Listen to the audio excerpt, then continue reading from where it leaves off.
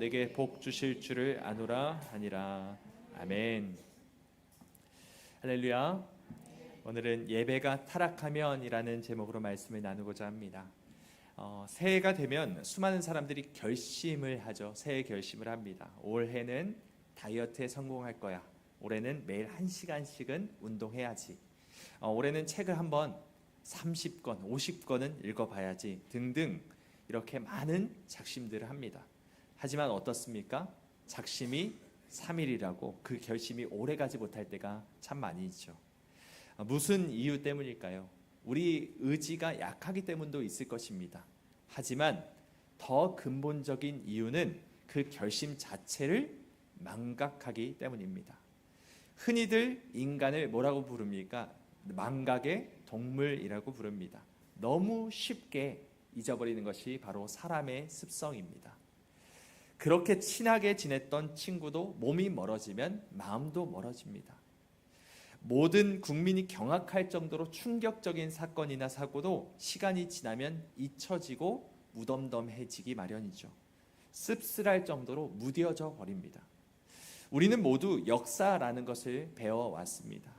한국사도 배우고 세계사도 배우고 심지어 성경을 통해 이스라엘의 역사도 배우고 있습니다.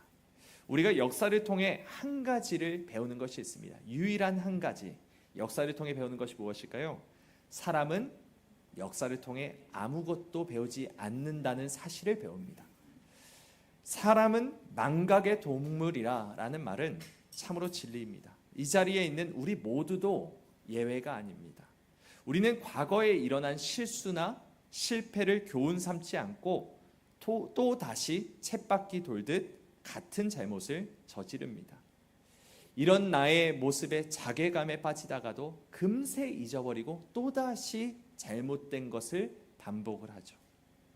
하지만 하나님은 우리가 과거를 통해 하나님의 뜻을 배우길 원하시고 그 말씀을 따라 살기를 원하십니다.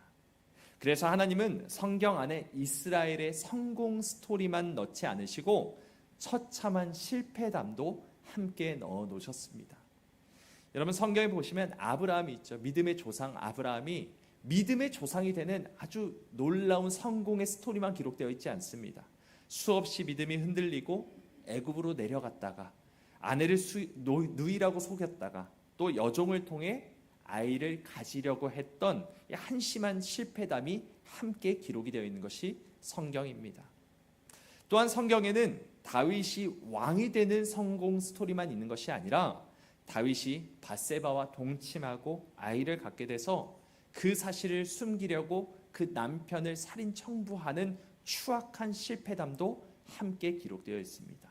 왜 이런 것들이 기록되어 있을까요? 하나님께서 이것을 위해 기록하신 것이죠. 그들에게 일어난 이런 일은 본보기가 되고 또한 말세를 만난 우리를 깨우치기 위하여 기록되었느니라. 이것이 우리에게 성경을 주신 한 가지 이유입니다. 오늘은 사사기를 배우고자 합니다. 사사기는 66권 성경 가운데 가장 암울한 이스라엘의 역사를 기록하고 있는 책입니다. 사사기 바로 이전인 책인 여호수아가 이스라엘의 성공 스토리를 기록하고 있다면 이스라엘의 흑역사 중에 흑역사가 수록되어 있는 이 책, 그것이 바로 사사기입니다. 사사기에 기록되어 있는 이스라엘의 죄의 패턴이 있습니다. 한번 이 그림을 보시면 죄가 먼저 이스라엘 백성들이 죄를 짓습니다. 그리고 두 번째로 이 이방 나라에게 압제를 당합니다. 그러면 회개하고 하나님께 다시 돌아가 간구를 하죠. 그러면은 사사를 세우셔서 하나님께서 구원하십니다. 그리고 나서 이스라엘 백성들이 어떻게 합니까? 하나님을 찬양하고 기뻐하고 영원토록 하나님과 함께 동행하며 삽니까? 그렇지 않고 망각을 해버립니다. 또다시 죄에 빠집니다. 그리고 또다시 이렇게 돌아가는 것이 악순환이 반복되는 것이죠. 이 죄의 패턴이 이 사사기에 아주 디테일하게 구체적으로 기록되어 있는데 먼저 죄를 살펴보면은 이 사사기 3장 7절에 보시면 이스라엘 자손이 여호와의 목전에 악을 행하여 자기들의 하나님 여호와를 잊어버리고 바알들과 아세라들을 섬긴지라, 이런 패턴이 계속 나옵니다. 그리고 그로 인해서 여호와께서 진노하시고 압제당하게 하시죠. 그리고 간구를 합니다. 이스라엘 자손이 여호와께 부르짖는다. 그리고 여호와께서 그들을 위하여 한 구원자를 세워 구원하게 하십니다. 그리고 이스라엘 자손이 또 여호와의 목전에 악을 행합니다. 이런 패턴이 사사기 3장에만 등장하는 것이 아니라 7번이나 사사기 전체에 걸쳐서 반복되어 나옵니다. 이 사사기 시대 이스라엘 백성들의 이 패턴이 7번이나 반복하면서 점점 망가지고 쪼그라드는데요. 이 그림을 한번 보시면 원의 형태가 아니라 지금 무슨 형태로 되어 있습니까? 나선형 형태로 되어 있습니다. 그러면서 원이 점점 쪼그라들고 있죠. 이처럼 이스라엘 백성들은 죄의 악순환을 반복하면서 하나님으로부터 점점 멀어지고 그 이스라엘이 부르신 그 사명을 잊어버리고 망각하게 되는 것입니다. 그런데 이 죄의 패턴은 사실 사사 시대뿐만이 아니었습니다. 이스라엘 전체의 역사가 바로 이러한 악순환의 역사였습니다. 그리고 이것이 온 세상의 인간 세상의 역사이며 또한 우리의 역사이기도 합니다. 여러분, 하나님께서 우리의 삶에 얼마나 많은 은혜를 부어주셨습니까? 우리를 하나님의 자녀 삼아주시고 우리의 삶을 신실하게 인도하시는 그 하나님을 우리가 찬양하고 기뻐할 때가 있지 않았습니까? 세상이 경험할 수 없는 그 참된 평안을 우리에게 허락하여 주시고 하나님의 나라의 일을 감당할 수 있도록 사명을 주신 일이 얼마나 감격스러운 것입니까? 하지만 우리는 너무나 쉽게 이 은혜를 망각해 버립니다. 나도 모르는 사이에 내 마음이 너무 쉽게 식어져 버리고 하나님의 음성보다 세상의 소리에 귀 기울일 때가 얼마나 많은지 모릅니다. 하나님을 향한 감사의 찬양이 어느새 그쳐 있고 그토록 뜨거운 눈물을 흘리던 그런 기도하며 하나님을 부르짖었던 그 모습은 온데간데 없이 거칠에만 하는 경우가 참 많이 있습니다.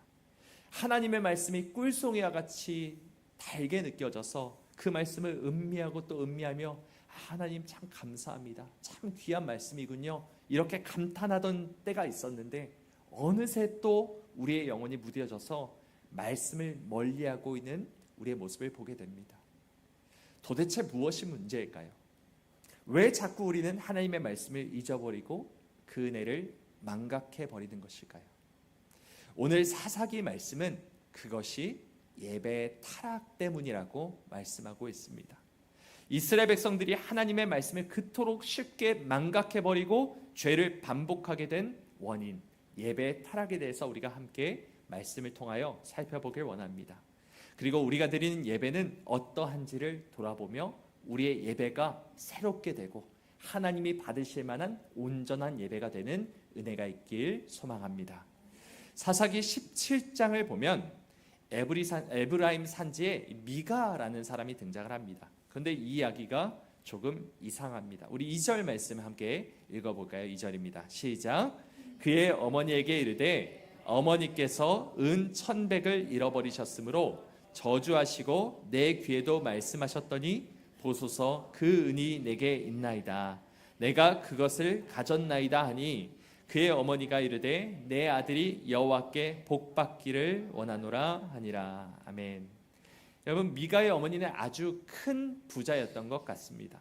어머니가 큰 돈을 가지고 있었는데 은 1,100이라는 돈을 가지고 있었는데 미가가 어느 날 그 돈을 다 몰래 다 훔쳐서 빼돌렸습니다. 미가의 어머니가 그 돈을 훔친 사람이 누구이든 간에 저주를 받아야 한다라고 한참을 말하며 돌아다녔던 것이죠. 심지어 훔친 장본인인 미가에게도 그 도둑놈은 저주를 받아야 돼, 저주를 받아야 돼 라고 귀에 못이 박히도록 이야기를 하니까 견디기 괴로웠던 미가가 결국 자기가 훔쳤다고 이실직고하는 장면이 바로 2절 말씀입니다. 그랬더니 미가의 어머니가 갑자기 태도를 바꿉니다. 그러면서 뭐라고 말합니까? 지금 여호와께, 내 아들이 여호와께 복받기를 원하노라 라고 말합니다. 그리고 그 다음 절을 보시면 이렇게 말하죠. 미가가 은 1,100을 그의 어머니에게 도로 주매 그의 어머니가 이르되 내가 내 아들을 위하여 한 신상을 새기며 한 신상을 부어 만들기 위해 내 손에서 이 은을 여호와께 거룩히 드리노라. 그러므로 내가 이제 이 은을 내게 도로 주리라 라고 말합니다. 이 돌려받은 은을 미가에게 주면서 뭐라고 말하고 있는 것이죠? 내 손에서 이 은을 여호와께 거룩히 드리노라. 뭐 하겠다는 것이죠? 지금 하나님께 헌금하겠다라고 말하고 있는 것입니다. 그래놓고 미가에게 뭐라고 말합니까? 그 은을 녹여서 신상을 만들어라 라고 말하고 있죠. 그렇게 만든 은신상을 자기 집에 두었던 미가가 한 떠돌이 레위인을 통해서 이 돈을 주고 고용한 후에 자기 집에 제사장으로 삼습니다. 그리고 나서 이렇게 말합니다. 이에 우리 함께 읽어볼까요? 시작. 이에 미가가 이르되 레위인이 내 제사장이 되었으니 이제 여호와께서 내게 복 주실 줄을 아노라 하니라. 아멘. 이것이 바로 사사기 17장의 스토리입니다. 미가와 미가의 어머니 대사는 아주 거룩한 말들이 많이 등장합니다. 여호와께 복 받기를 바란다. 그리고 여호와께 거룩히 드린다. 여호와께서 내게 복 주시길 원한다. 여호와 여호와 여호와 여호와 하는 말마다 하나님의 이름이 빠지질 않습니다. 이들은 분명히 자기들이 하나님을 섬기고 있다라고 확신했습니다. 하나님께 거룩하게 돈을 떼어 헌금을 하면서 신실하게 예배를 드리는 사람이라고 자기 자신을 그렇게 생각했을 것입니다. 하지만 그들은 하나님과 전혀 상관이 없었습니다. 하나님의 말씀을 전혀 알지도 못했고 하나님의 뜻과는 완전히 동떨어진 그런 예배를 드렸기 때문입니다. 하나님은 분명 십계명을 통해 어떤 형상이라도 우상을 만들지 말라고 말씀하셨습니다. 하지만 이들은 신상을 만들었음에도 불구하고 자기가 뭘 잘못했는지도 모릅니다. 또한 그 당시 하나님께 드리는 제사는 반드시 하나님의 성막에 가서 제사를 드려야 합니다. 하지만 이들은 자기 집에 산당을 만들고 레위인을 고용해서 개인 제사장을 삼았습니다. 이스라엘의 예배가 완전히 망가졌습니다. 완전히 타락했던 것이죠. 하나님과 전혀 상관이 없는 예배, 하나님의 뜻과는 상관이 없는 예배만 드리고 있었습니다. 무엇이 과연 하나님이 원하시는 예배인지조차 알지 못하는 자들이 예배를 드린답시고 하는 행동을 한번 보십시오. 하나님의 말씀을 전혀 알지 못하면서 말끝마다 하나님을 되뇌이고 있는 이들의 모습을 하나님께서 적나라하게 고발하고 계시는 장면입니다. 여러분, 이 자리에 나오신 여러분들, 우리는 과연 어떤 마음으로 예배 자리에 나왔습니까? 오늘 이 시간 드리는 예배를 위해서 어떤 마음가짐과 몸가짐을 하고 나오셨습니까? 우리의 예배는 하나님이 보시기에 과연 얼마나 바람직할까요? 제가 광고 시간에 항상 말씀드리는 것처럼 예배 10분 전에 나와 기도로 준비했다면 그 예배는 성공했다 말할 수 있을까요? 아니, 일주일에 한 번 드리는 예배는 좀 뭔가 부족하니까 오후 예배라도 또 드리고 가야지 라고 생각하면 마음이 조금 더 편하고 하나님이 더 기쁘게 받으시는 예배가 될까요? 그럼 수요 예배나 금요 기도와 같은 주중 예배를 드리는 분은 드리지 못한 분보다 더 온전한 예배를 드리고 있다라고 말할 수 있을까요? 여러분, 이런 것들을 판단하기 전에 예배가 과연 무엇인지를 먼저 알아봐야 합니다. 미가와 미가의 어머니가 예배가 무엇인지조차 알지 못하고 하나님께 예배를 드린다고 했을 때 하나님은 그것을 받으시지 않았고 오히려 진노하셨습니다. 그러니 우리도 예배가 과연 무엇인지를 알아야 합니다. 예배가 무엇입니까? 하나님이 원하시는 예배가 무엇입니까? 여러분, 구약의 제사를 한번 보십시오. 죄인인 이스라엘 백성이 지성소에 계신 거룩하신 하나님을 만나는 것이 바로 제사의 본질입니다. 양을 바치고 피를 흘리는 제사를 드리는 것은 본질이 아닙니다. 그것은 과정입니다. 양을 바치고 나의 죄를 씻기고 나서 그 다음에 하는 것이 무엇입니까?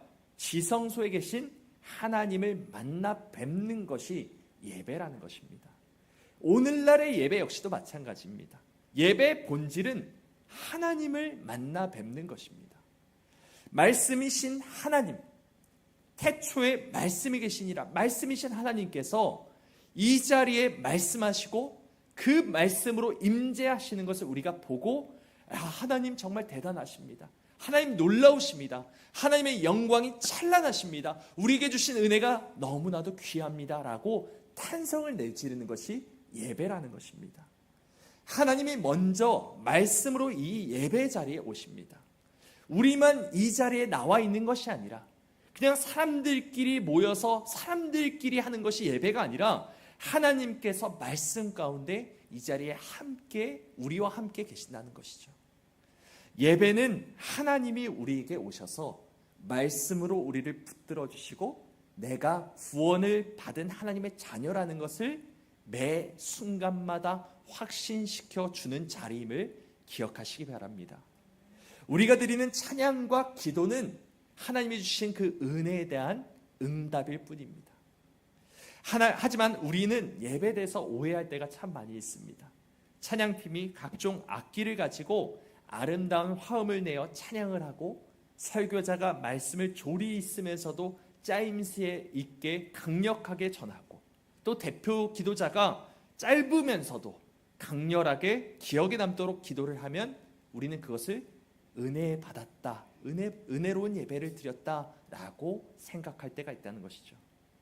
그러다 보니 사람들이 점점 더 예배에 있어서 무엇을 집중하냐 하면은 퀄리티에 집중합니다.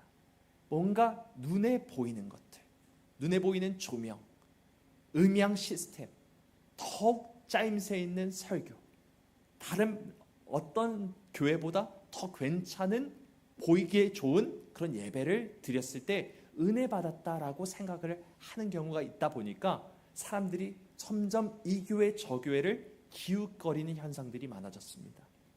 나에게 있어서 은혜로운 예배, 내 입맛에 맞는 은혜로운 예배를 드리기를 원하는 것이죠. 이것은 여러분 예배를 드리는 것이 아니라 예배를 보는 것입니다. 콘서트를 보듯 예배를 관람하는 것입니다. 얼마나 나를 감동시키나 보자. 얼마나 내 마음을 움직이나 보자. 얼마나 내 마음속에서 내 눈에서 눈물을 짜내나 보자. 마치 이런 식으로 예배를 하나님이 이곳에 오셔서 말씀하신다라고 생각하지 않고 사람이 주도하고 사람이 진행하는 시간으로 인식하는 경우가 참 많이 있다는 것이죠. 오늘날의 예배가 이런 익숙한 형식이 되어버렸고 감정적인 만족을 위한 시간으로 전락해버리지 않았나 우리가 우리 자신을 돌아봐야 합니다. 예배가 영적인 엔터테인먼트로 전락하고 있는 것을 우리가 봐야 합니다. 여러분 사사기 17장 6절 오늘 본문 말씀의 중앙에 있는 이 말씀 우리 함께 읽어보겠습니다. 시작. 그때에는 이스라엘에 왕이 없었으므로 사람마다 자기 소견에 옳은 대로 행하였더라. 아멘. 여러분 오늘 본문의 정중앙에 들어가 있는 이 말씀이 우리의 심령 가운데 꽂히게 하나님의 외침이 되길 간절히 바랍니다. 왕이신 하나님이 빠져있는 예배, 각자가 원하는 것을 취하고자 하는 예배, 자기 소견에 옳은 대로만 행하는 예배, 좌정하시고 보좌에 앉으신 하나님께서 말씀하시는 예배가 아니라 그저 내가 원하는 예배를 드리는 것은 하나님이 온전히 받으시는 예배가 되지 않을 뿐만 아니라 오히려 하나님을 업신여기는 불신앙의 행위일 수 있다는 것이죠. 분명 보기에는 아주 거룩해 보이고 아주 엄숙해 보이지만 하나님이 보시기에는 오히려 하나님을 반역하는 행위가 될 수 있는 것이 바로 잘못된 예배의 위험성이라는 것을 우리 모두가 명심하길 원합니다. 오늘 본문인 미가의 이야기는 비정상적인 것이 한두 가지가 아닙니다. 하지만 그 가운데서도 가장 비정상적인 것이 무엇이냐? 레위인의 타락입니다. 여러분 레위 지파가 어떤 지파입니까? 제사장 지파라고 합니다. 그래서 모세가 축복을 할 때 레위 지파에 대해서 이렇게 축복을 합니다. 우리 함께 읽어볼까요? 시작. 레위에 대하여는 일렀으되 주의 율법을 이스라엘에게 가르치며 주 앞에 분향하고 온전한 번제를 주의 제단 위에 드리리도다. 아멘. 여러분 레위 지파가 해야 하는 두 가지 임무가 있습니다. 이것이 무엇이냐면 하나님의 말씀을 백성에게, 이스라엘 백성들에게 잘 가르치는 것입니다. 그래서 이스라엘 백성들이 온전한 제사, 온전한 예배를 하나님께 바칠 수 있도록 돕는 역할이 바로 레위 지파가 하는 행위입니다. 이것이 바로 레위인의 사명이라는 것이죠. 그런 레위인이 어떤 이유인가 자기가 속한 지역인 베들레헴을 떠납니다. 그리고는 미가의 집이라는 개인 산당으로 옮겨가서 온전한 제사와 말씀을 전하는 사명 대신 무엇을 택합니까? 돈을 택합니다. 그리고 오늘 본문의 내용은 아니지만 사사기 18장을 이어서 보시면 단이라는 지파, 이 단지파가 북쪽으로 이동을 하다가 미가의 집에 머무는 일이 있었습니다. 그런데 이 단지파 사람들이 미가의 집을 보니까 개인 제사장이 있는 겁니다. 그래서 단지파 사람들이 그 레위인을 어떻게 하냐면 스카웃을 합니다. 한 사람의 집의 제사장보다는 한 지파의 제사장이 되는 것이 좀 더 낫지 않겠느냐라고 말하면서 고에게 보수를 제시한 것입니다. 그 레위인이 어떻게 했습니까? 내가 어떻게 그럽니까? 그래도 인지상정이 있지 라고 하지 않고 얼씨구나 좋다 하고 그 사람들을 따라 나섭니다. 여러분, 레위인은 이스라엘의 예배를 바로 세우는 역할을 감당해야 하는 사명을 받았습니다. 하지만 오늘 본문에서 이 레위인은 자신의 사명을 망각하고 말씀을 떠나서 자기 유익을 위하여 갑니다. 돈을 주는 사람이 있으면 그쪽으로 갑니다. 좀 더 영향력이 있는 자리로 가자고 하면은 또 그곳에 갑니다. 하나님의 말씀을 백성들에게 가르쳐서 온전한 예배를 드리도록 해야 할 본이 되어야 하는 레위인이 사람들의 눈치를 보고 세상 논리를 쫓아 살아가고 있는 것입니다. 여러분, 목사가 하나님의 말씀을 선포하는 것은 마땅한 일이죠. 사람의 눈치를 보지 않고 오직 하나님의 눈치만 보고 하나님이 명령하신 대로 그것을 그대로 전하는 것이 목사의 사명입니다. 하지만 저 역시도 담임 목사가 되어보니 이것이 결코 쉬운 일이 아니라는 것을 깨닫고 있습니다. 이 자리에 있다 보니 혹시라도 내가 전한 말씀 때문에 누군가가 다치진 않을까, 낙심할까 하면서 점점 조심스러워지는 제 마음을 보면서 두려운 생각이 듭니다. 이러다가 내가 타협하면 어떡하나, 내가 이러다가 사람들의 입맛에 맞는 말씀만 전하면 어떡하지? 라는 생각이 문득문득 듭니다. 결국 예배 가운데 살아계신 하나님의 말씀이 온전히 선포되어야만 성도들의 영혼이 살아나고 온전한 부흥이 일어나는 것이 마땅하다는 것을 제 머릿속으로 알면서도 자꾸 사람을 의식하게 되는 그런 연약함이 저에게도 있습니다. 우리가 계획하고 있는 이 미얀마 단기 선교 역시도 하나님께서 저에게 주신 하나님의 말씀이라는 것을 제가 확신하면서도 불구하고 또 한편으로는 내가 너무 선교하는 것이 아닌가, 성도님들이 공감하지 못하면 어떡하지, 재정적으로 부담을 느껴 하거나 힘겨워하는 것은 아닐까라는 이런 인간적인 생각들이 순간순간 엄습할 때가 있습니다. 하지만 여러분, 레위인이 타락하면 예배가 타락하고, 예배가 타락하면 이스라엘 전체가 타락하게 되는 것처럼 목사가 타락하면 교회 전체가 타락하는 것은 너무나도 당연한 사실이죠. 그러므로 저 역시도 하나님만 두려워하며 온전한 예배를 세워나가길 소망합니다.